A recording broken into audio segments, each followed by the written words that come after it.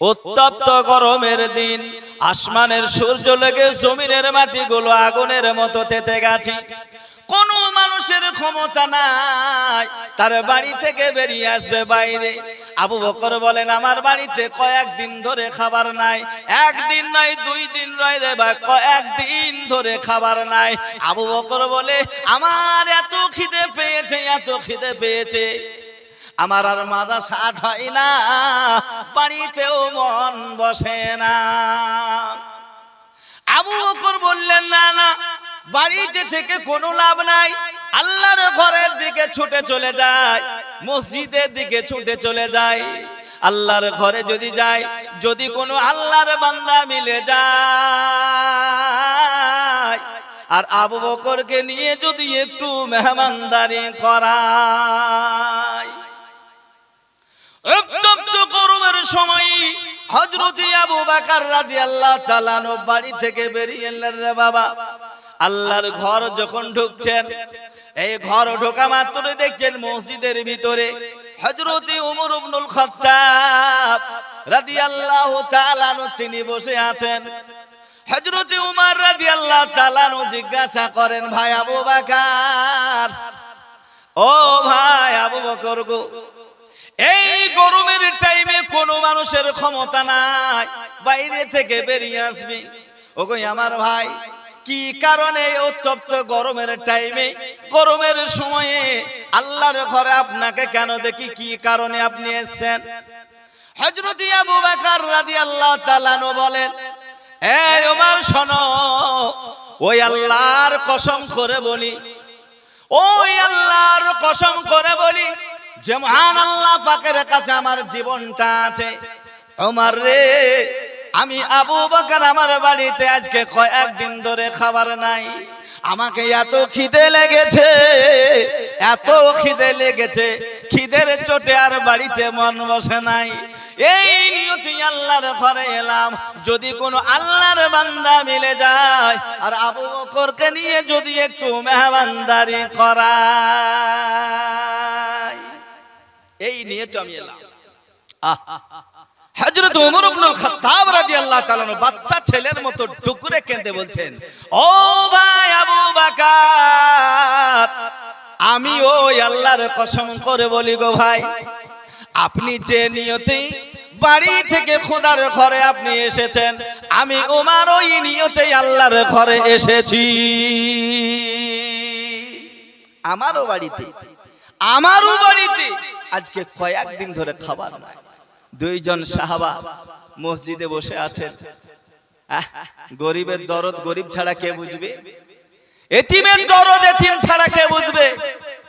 ইতিঅবসরে আপনার নবী, আমার নবী, কুল কায়নাতের নবী জনাবে মুহাম্মদুর রাসূলুল্লাহ সাল্লাল্লাহু আলাইহি ওয়াসাল্লাম মসজিদে ঢুকছেন। বিশ্ব নবীর আদর্শ কি জানেন? আমরা নবীজির উম্মত, বিশ্ব নবীজির আদর্শ, নবী আমার নিজের পেটের না চিন্তা করে অপরের পেটের চিন্তা করতেন। এটা হচ্ছে আমার নবীজির আদর্শ। আপনি যদি একজন নবীজির উম্মত হিসাবে দাবি করেন, তাহলে এই বিশ্ব নবীর আদর্শই আদর্শবান আপনাকে এবং আমাকে হতে হবে। তবেই কিয়ামতের দিনে পার হওয়া যাবে, তবেই ঈমান ও আমল মজবুত হবে।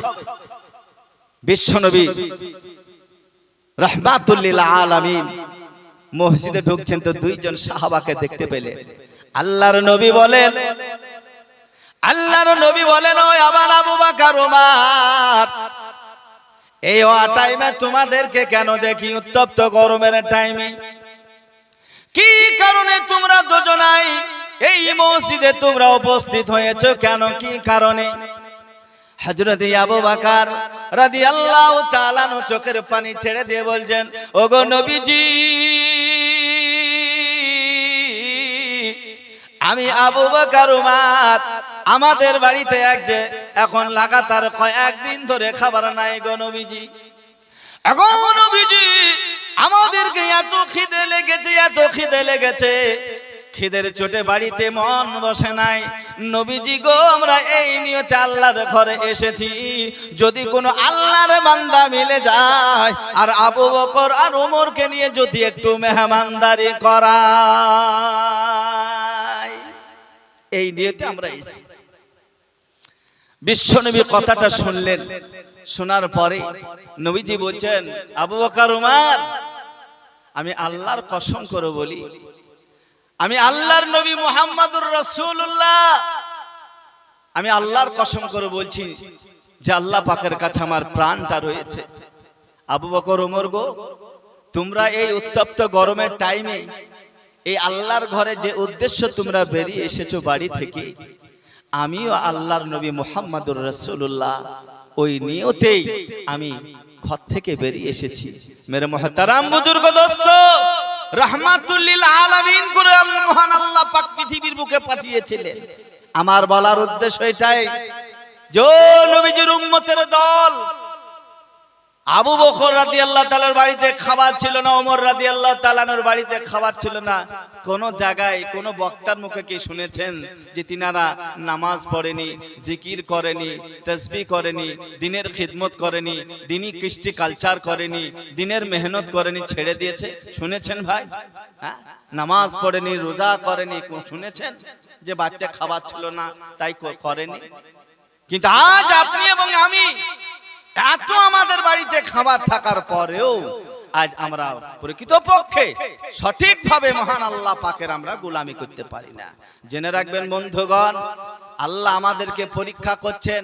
যাকে মাল দিয়েছেন তাকেও পরীক্ষা করছেন, যাকে দেয়নি তাকেও পরীক্ষা করছেন, তাই কিনা জোরে বলেন?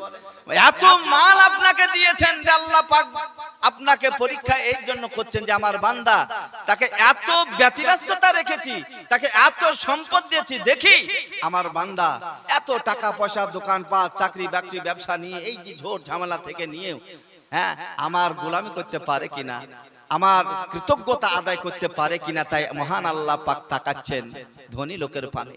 আর যাদেরকে মাল দেয়নি, নিঃস্ব গরিব, তারা আল্লাহ পাক তাকেও পরীক্ষার টেবিলে বসিয়েছেন, তাকেও পরীক্ষা করছেন। দেখি আমার বান্দা, আমি মাল দিনি তা আমার উপরে রাগ করে আমাকে গালি দেয় না, আমার জিকির এবং ফিকির থেকে উদাসীন থাকে না, মুখ মুড়ি নেয়। তাই মহান আল্লাহ পাক দেখতে চাইছেন, উভয়কেই পরীক্ষার টেবিলে আমাদেরকে বসিয়েছেন। কোশ্চেন আমাদের কাছে এসে গেছে, যে যেমন ভাবে আপনারা লিখবেন সে তেমন নম্বর পাবে। মেরে মুহতারাম বুজুর্গ দোস্ত, আল্লাহর দরবারে আমাদেরকে যেতে হবে। আজ আমরা মনে করছি ও দারুণ মুমিন ইমানদার, আমরা কাদাতে দাঁড়িয়ে বালতিন ধরুন পানি ঢালছে পায়ে। আচ্ছা বলেন তো দেখি, কাদাতে দাঁড়িয়ে আছে আর বালতির ধরুন পানি ঢালছে, পা পরিষ্কার হবে তো? জোরে বলে, পা পরিষ্কার হবে? তাহলে পা পরিষ্কার হতে গেলে কোন জায়গায় আসতে হবে? শুকনো জায়গায় আসতে হবে। জোরে বলে, শুকনো জায়গায় আসতে হবে।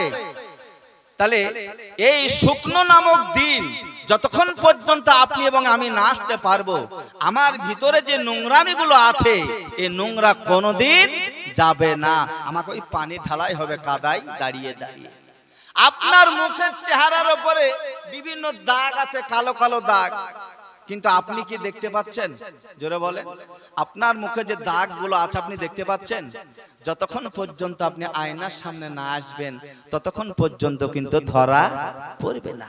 তাহলে আয়না নামক দিন, এই যে আমাদের ভিতরে হাজারো রকম সব দাগ আছে, তাই কিনা শিরক এবং বেদাত, নোংরামি, ভণ্ডামি, জিনা, ব্যভিচার, সুদ, ঘুষ, মানে কি গালিগালাজ, মানারি, বিভিন্ন জিনিস আমাদের ভিতরে দাগ ভরা আছে, ধরা পড়ে না।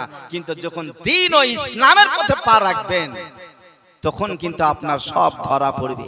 এটা তো আমি অন্যায় করেছিলাম, এটা তো আমার অন্যায় হয়ে গেছিল। এই অন্যায় যখন হয়ে গেছিল তখনই কিন্তু আপনি এবং আমি আল্লাহ পাকের কাছে, আল্লাহ হয়ে গেছে, আল্লাহ গো স্বইচ্ছাই করেছে, আয় আল্লাহ শয়তানের পাল্লাই হয়ে গেছে, আল্লাহ তুমি মাফ করো। তাই কিনা দিনের পথে যতক্ষণ পর্যন্ত না আসবেন ততক্ষণ পর্যন্ত মানুষের জীবনে ঈমান আসতে পারে? জোরে বলেন, কোশ্চেন কালেও নয়, মানুষ এটা বলে। এর জন্য গো আমার মা বোনেরা, আমলের জিন্দেগি তৈরি করুন। আমলের জিন্দেগি সাহাবায়ে কেরামগণ তৈরি করেছেন। তারা কেমন করে কোরআনকে কত মহব্বত করেছেন, কোরআনের মহব্বত ভালোবাসার জন্য এমন কি তাদের তাবৎ সংসারের মাল আল্লাহ রাস্তায় বিসর্জন দিয়েছেন। তাই কিনা? এমন কি মাল নাই কি দেবে, জীবন তো আছে। তাই কিনা? মা ছেলেকে পাঠিয়ে দিচ্ছে, বাটা যাও জিহাদের ময়দানে ইসলাম বাঁচাও, কোরআন বাঁচাও। স্বামীকে পাঠিয়ে দিয়েছে, কোরআনকে ভালোবেসেছে, আর যারাই কোরআনের সংস্পর্শে এসেছে তারাই কামিয়াবি হয়েছে। জোরে বলে। তাহলে ওমর রাদিয়াল্লাহু তাআলা প্রথম জিন্দেগিতে কোন জায়গায় পড়েছিল বলুন তো দেখি? হ্যাঁ, অধঃপতনের তলদেশে পড়েছিল ওমর। সেই ওমর রাদিয়াল্লাহু তাআলাকে মহান আল্লাহ পাক সেই অধঃপতনের তলদেশ থেকে উঠিয়ে নিয়ে মানবতার শীর্ষে, চরিত্রের শীর্ষে পৌঁছে দিয়েছেন কে? জোরে বলেন আল্লাহ। তাহলে কি করেছিলেন? ওই ওমর রাদিয়াল্লাহু তাআলা এই কোরআনের সংস্পর্শে এসেছিলেন বলেই মহান আল্লাহ পাক তাকে মানবতার শীর্ষে পৌঁছে দিয়েছিলেন। মেরে মুহতারাম বুজুর্গ দোস্ত, এর জন্য আমাদেরকে কোরআন যদি ভালোবাসি, কোরআনের প্রতিষ্ঠানগুলোকে যদি ভালোবাসি, কোরআনের খিদমত যদি করতে পারি, খাদিম হিসাবে যদি থাকতে পারি, আল্লাহ কাল কিয়ামতের দিনে কোরআন ওয়ালাদের কাতারে দাঁড় করিয়ে দিয়ে আপনাকে এবং আমাকে জান্নাতের নাজাতের ফয়সালা করে দেবে। তাই কি না? আমল করুন, কোরআন মানেন। একটা ছোট্ট সূরা আপনাদের সামনে আমি তেলাওয়াত করলাম, আমলের কথা বলছি। গভীর রাত, মা বোনেরা আছেন, একটা ছোট্ট আমল নিয়ে যান, সকলেই আছেন। আমি যে সূরাটা আপনাদের সামনে পড়লাম, কুল হুয়াল্লাহু আহাদ আল্লাহুস সামাদ লাম ইয়ালিদ ওয়া লাম ইউলাদ ওয়া লাম ইয়াকুল লাহু কুফুয়ান আহাদ। তাই কি না? এই সূরাটা আমার মনে হয় 100 লোকের ভিতরে 99 জনের, জোরে বলেন, মুখস্থ থাকে। তাই কি না? তাহলে এই যে একটা ছোট্ট সূরা, এই ছোট্ট সূরা কত মজা জানেন, কত ফজিলত জানেন? হ্যাঁ, দারুণ ফজিলত, অসংখ্য ফজিলতের ভিতরে দুটো শুধু ফজিলতের কথা বলবো। আর এই দুটো যদি ফজিলতকে আপনি যদি মানেন আর সেই মোতাবেক যদি চলেন, তাহলে কিয়ামতের দিনে আপনার যে কত বড় মান আর কত বড় মর্যাদা হবে জানেন? এই সূরাটা নামকরণ করা হলো সূরায়ে ইখলাস। তাই কি না? এই কুল হুয়াল্লাহু আহাদ সূরার নাম কি? সূরায়ে ইখলাস। ইখলাস মানে কি? ইখলাস মানে হচ্ছে খাঁটি, পিওর। আমার মহান আল্লাহ পাক তিনি যে একক এবং অদ্বিতীয়, আমার রব যে তিনি একক এবং অদ্বিতীয়, তিনার সংক্ষিপ্ত পরিচয় এই সূরাটার ভিতরে তুলে ধরেছে। কোন সময় নাজিল হলো? কোরআনের ভিতরে 6666টা আয়াত নাজিল করলেন আল্লাহ। তারপরেও এই সূরাটা দেওয়ার কি প্রয়োজন ছিল? আল্লাহর কি দরকার ছিল এতগুলো আয়াত দেওয়ার পরে আবার এই ছোট্ট একটা সূরা? বন্ধুগণ, কোন সময় নাজিল হয়েছিল, কি প্রয়োজন ছিল? মুফাসসিরে কেরামগণ লিখেছেন যে আল্লাহর নবী মুহাম্মদ সাল্লাল্লাহু আলাইহি সাল্লাম এক সময় বসে আছেন, তো কিছুক্ষণের পরে দেখছে কিছু বেঈমানের দল নবীজির কাছে তারা আসলো। আসার পরে সেই বেঈমানের দলেরা তখন মুহাম্মদ সাল্লাল্লাহু আলাইহি সাল্লামকে ঠাট্টা করতে তারা শুরু করলো। তারা ঠাট্টা বিদ্রূপ করছে। তা তারা কি বলে ঠাট্টা করছে? তো মুহাম্মদ সাল্লাল্লাহু আলাইহি সাল্লামকে ওই বেঈমানরা, নাপাক ঝুটা মিথ্যাবাদীরা, প্রমাণচক প্রতারকরা নবীজির সঙ্গে এই রকম ভাবে ঠাট্টা করছে যে, ও মুহাম্মদ, আচ্ছা বলো তো দেখি, তুমি যাকে আল্লাহ বলো, তুমি যাকে আল্লাহ বলো মানছো, আচ্ছা বলো তো দেখি তোমার আল্লাহ কিসের তৈরি? বলো তোমার আল্লাহ কিসের তৈরি? আর মুহাম্মদ তুমি কি জানো আমরা যাকে ভগবান বলি, আমাদের ভগবান হচ্ছে চাঁদির তৈরি, সোনার তৈরি, রূপোর তৈরি। তোমার আল্লাহ কিসের তৈরি তুমি যে আল্লাহ বলে মানো? আবার আরেকজন বেঈমান এসে যে, মুহাম্মদ শোনো শোনো শোনো, আচ্ছা তুমি যে আল্লাহকে মানছো আল্লাহ বলে, যাকে মানছো তুমি, আচ্ছা বলো তো দেখি তোমার আল্লাহর কোনো সন্তানাদি আছে? তুমি যাকে মানছো তার কোনো সন্তানাদি আছে, বিবি বাল বাচ্চা আছে? আর আমরা যাকে ভগবান বলি, আমাদের ভগবানের ভগবতী আছে, তার সন্তানাদি আছে, তুমি কাকে মানো? এই বলে একের পর এক কিন্তু বেঈমানের দল আমার নবীজির সঙ্গে, যাকে দুনিয়ার রহমত করে পাঠিয়েছেন, যার আগমনে চন্দ্রের আলো পেলাম, যার আগমনে সূর্যের আলো পেলাম, যার আগমনে পৃথিবীর নাজ ও নিয়ামত পেলাম, হ্যাঁ, সেই নবীজির সঙ্গে এত বড় বেয়াদবি, এত বড় মানে কি বিদ্রূপ, বলেন সহ্য করা যায়? জোরে বলেন। আচ্ছা, আরব ভূমিতে আমার নবীজি ভোট করে কি নবী হয়েছিলেন? আপনাদের জানা আছে? জোরে বলেন। ইলেকশনের মাধ্যমে নবী হয়েছে কি? জোরে বলেন। আমাদের নবী ইলেকশনের মাধ্যমে নবী হয়েছে? বলেন না। তাহলে ভোটের মাধ্যমে নবী হয় না।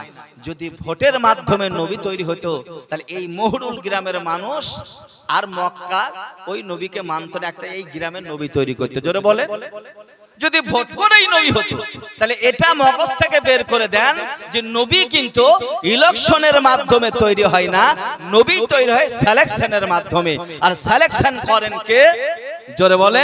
তাহলে আল্লাহর সিলেকশন করার নবী, একজন বানানো নবী, নির্বাচন নবীর উপরে এত বড় মানে কি গাদ্দারি, এত বড় ঠাট্টা বিদ্রুপ করবে, আর আল্লাহ পাক আরশে মোল্লায় বসে বসে মজা দেখবে? জোরে বলেন, কোশ্চিন কালেও নয়, কোশ্চিন কালেও নয়। আল্লাহ পাক করলেন কি এই সময়ে? আমার আল্লাহ পাক হযরত জিবরাইল আলাইহিস সালাতু ওয়াস সালামকে ডাক দিলেন, বলে জিবরাইল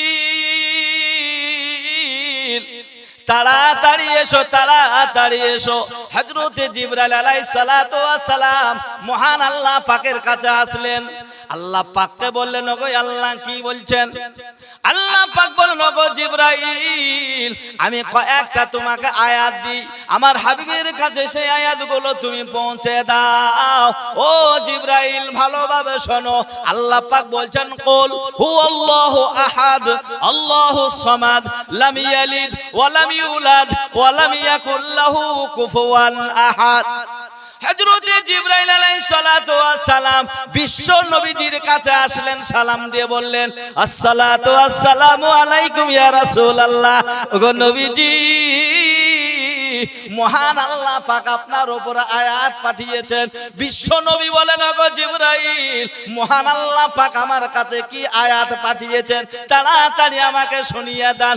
হযরত জিবরাইল আলাইহিস সালাতু ওয়াস সালাম বলেন, ওগো নবীজি ভালোভাবে শুনেন, আল্লাহ পাক আয়াত নাযিল করেছেন, কুল হুয়াল্লাহু আহাদ আল্লাহুস সামাদ লাম ইয়ালিদ ওয়া লাম ইউলাদ ওয়া লাম ইয়াকুল লাহু কুফুয়ান আহাদ।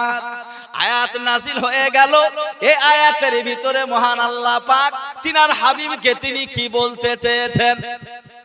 মহান আল্লাহ পাক তিনার হাবিবকে বলছেন, কুল, ওগো আমার হাবিব, ওগো আমার নবী, ওই বেঈমানের দলেরা আমার ব্যাপারে তারা জানতে চেয়েছে। ওই বেঈমানরা, মিথ্যুকরা, ওই নাপাক ঝুটারা, প্রবাঞ্চক প্রতারকরা আমার ব্যাপারে তারা জানতে চেয়েছে। ওগো আমার হাবিব, তাদেরকে আপনি বলে দিন, কুল হুয়াল্লাহু আহাদ, তাদেরকে আপনি বলেন আমার আল্লাহ হচ্ছে একক এবং অদ্বিতীয়। আল্লাহুস সামাদ, আমার আল্লাহ পাক হচ্ছে বেনিয়াজ, অমুখাপেক্ষী। পৃথিবীর কোন নেতার কাছে, পৃথিবীর কোন মরলের কাছে, পৃথিবীর কোন সরদারের কাছে, পৃথিবীর কোন প্রেসিডেন্টের কাছে আমার রব, আমার মালিক মুখাপেক্ষী নয়। আমরা সকলেই তিনার কাছে মুখাপেক্ষী।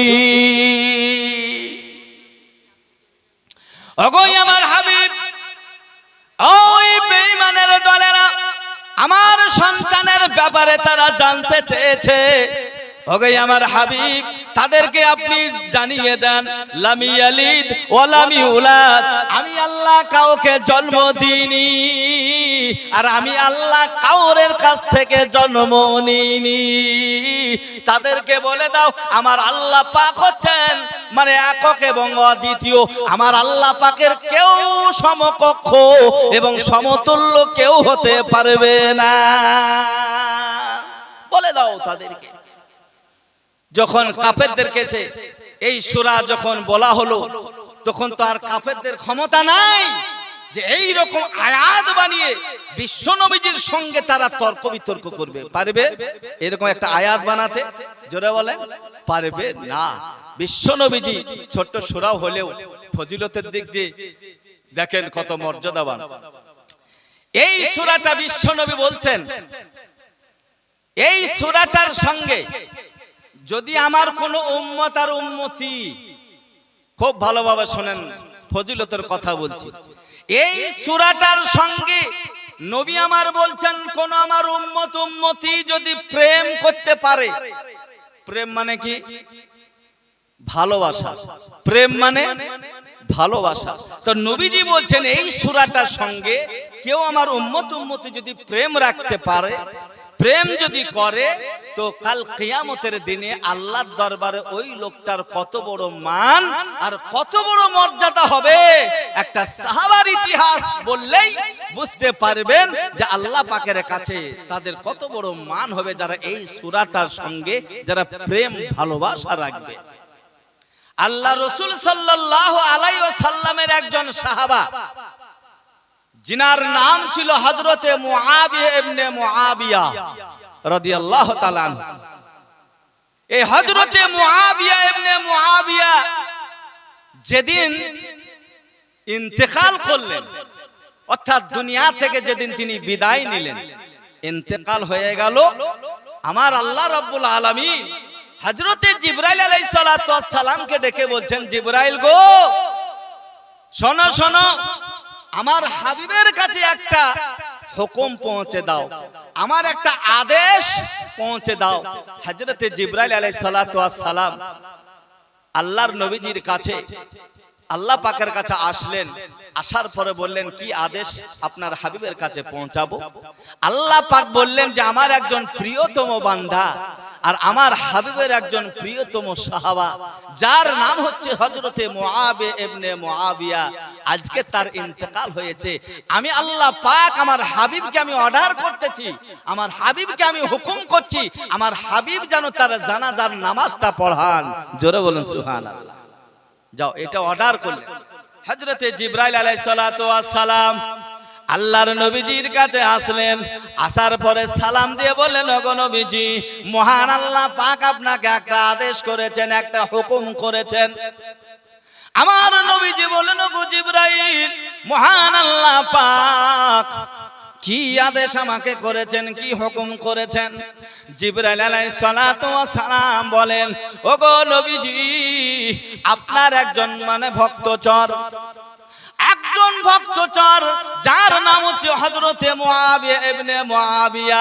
ওগো নবীজি, আপনার ওই সাহাবার আজকে ইন্তেকাল হয়ে গেছে, আল্লাহ আপনাকে অর্ডার করেছেন, আপনাকে হুকুম করেছেন, আপনি যেন তার জানাজার নামাজটা পড়ান।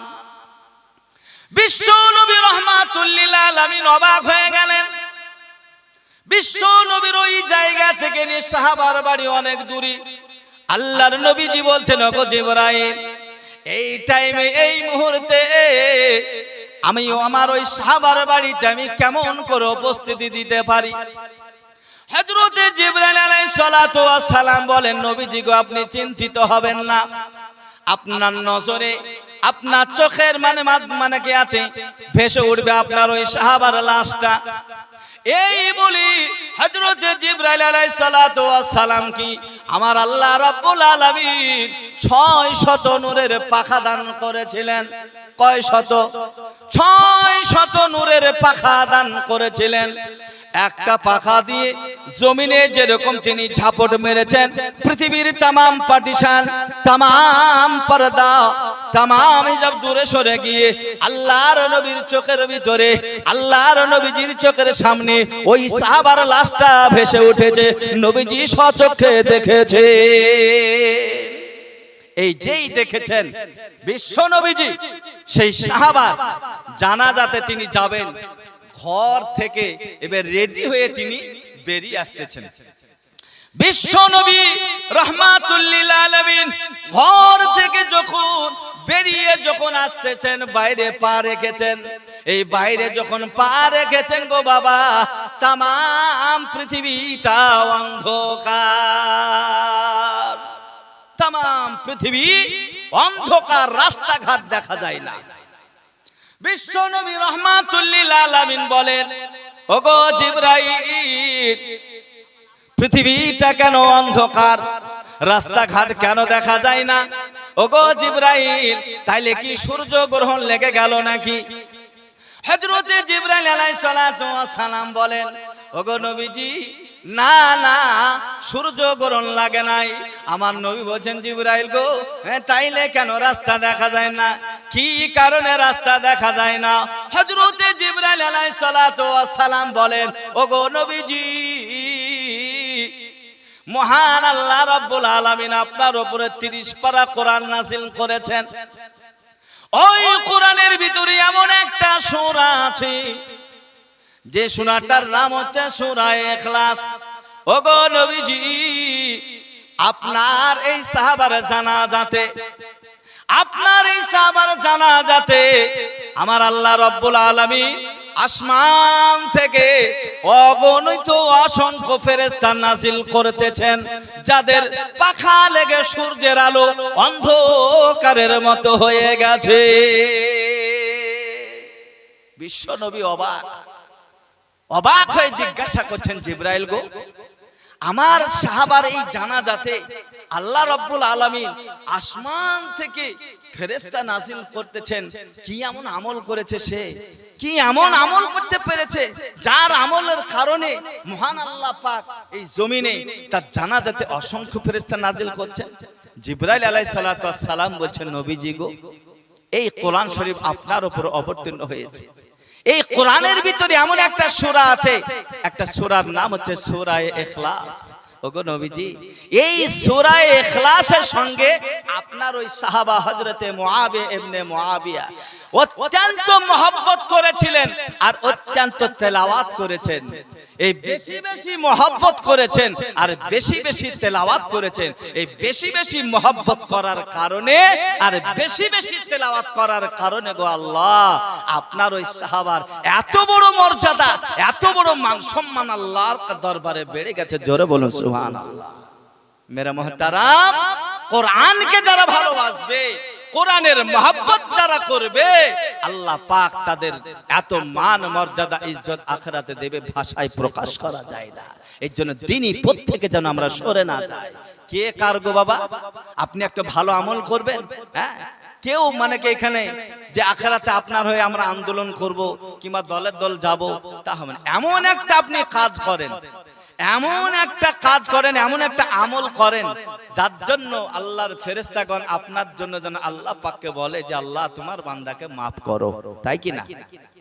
আর একটা ফজিলতের কথা লেখা আছে, আল্লাহর নবী আর হযরতে জিবরাইল আলাইহিস সালাতু ওয়াস সালাম একটা পাহাড়ের উপরে আল্লাহ রাসূল আল জিবরাইল আলাইহিস সালাতু ওয়াস সালাম একটু কথোপকথন করছেন।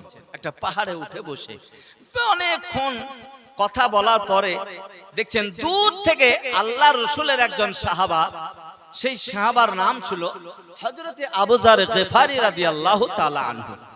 তিনি দূর থেকে আসতেছেন নবীজিকে দেখা করতে, মুলাকাত করতে আসতেছেন। তো জিবরাইল আলাইহিস সালাতু ওয়াস সালাম নবীজিকে তখন বলছেন যে ওগো নবীজি, আমি আর আপনার কাছে থাকছি না, আমি চলে যাচ্ছি। ওই দেখেন আপনার সাহাবা, আপনার ভক্তচোর, ওই দেখেন আবু যার গিফারি আসতেছে আপনার কাছে। বিশ্ব নবী অবাক হয়ে গেলেন যে আমার অসংখ্য সাহাবীর মধ্যে থেকে এই সাহাবীর নাম যে আবু যার গিফারি, জিবরাইল কেমন করে জানলো? নবীজি জিজ্ঞাসা করছেন, জিবরাইল, আচ্ছা বলেন তো দেখি, আমার এই সাহাবার নামটা আবু যার গিফারি, তার নাম আপনি কেমন করে জানলেন? তো হযরতে জিবরাইল আলাইহিস সালাতু ওয়াস সালাম বলেন, ওগো নবীজি, শুধু আমি একাই নই, আসমানে যত ফেরেশতা আছেন, সকল ফেরেশতাই হযরতে আবু যারকে চিনেন এবং জানেন। জোরে বলুন সুবহানাল্লাহ। আল্লাহ রাসূল অবাক, বলে জিবরাইল, আমার এই আবু যারকে সমস্ত ফেরেশতারা চিনেন এবং জানেন? বলে হ্যাঁ। বলে কি কারণে? এই কারণ, বললে নবীজি গো, এই আবু যার এই সূরা ইখলাসের সঙ্গে এত প্রেম রেখেছে না, অত্যন্ত ভালোবাসা, গাঢ় ভালোবাসা রেখেছে, আর অনেকবার সে তেলাওয়াত করে, মুহাব্বতের সঙ্গে পড়ে। এই বেশি বেশি পড়ার কারণে আর মুহাব্বত করার কারণে আল্লাহ রাব্বুল আলামিন তার প্রশংসা সমস্ত ফেরেশতাদের সামনে করেছেন। জোরে বলুন সুবহানাল্লাহ।